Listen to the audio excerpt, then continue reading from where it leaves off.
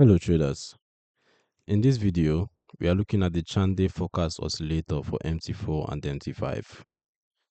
This indicator compares the current closing price to a linear regression forecasted price and plots the percentage difference as an oscillator, helping you see when price is trading above or below its own forecast.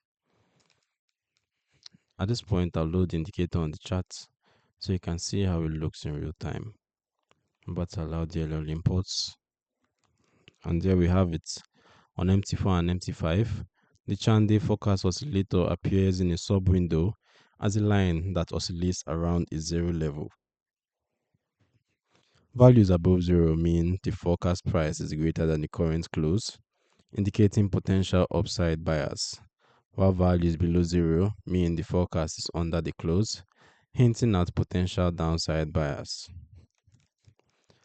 Because it is built from linear regression forecasts, the oscillator is quite responsive and can highlight short-term shifts in trend and momentum relative to the modeled path. As for the indicator settings, let's take a look. The main setting is the length or period, which defines how many bars are used in the regression calculation. Shorter lengths react faster but are noisier. Longer lengths are smoother but slower. You can also adjust visual colors or visual options like color, thickness, zero line display to make bullish and bearish deviations from zero easier to read at a glance. Now, who's this indicator for? The Chande Forecast Oscillator is for traders who want a forecast-based twist on momentum using a regression model rather than just raw price changes.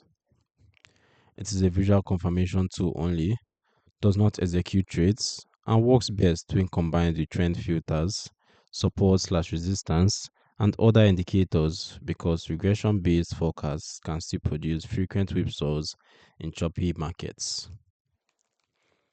You can download the Chande Forecast Oscillator for MT4 and MT5 using the link in the description below.